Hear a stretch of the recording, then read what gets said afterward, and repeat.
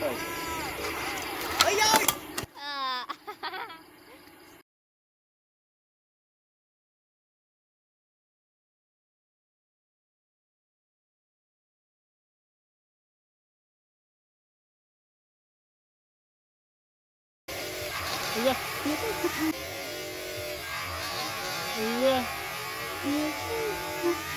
សូមជួយចុចពាក្យ subscribe ម្នាក់មួយផងបាទដើម្បីទទួលបានវីដេអូថ្មីៗពី Channel វណ្ណៈ RC Official សូមអរគុណ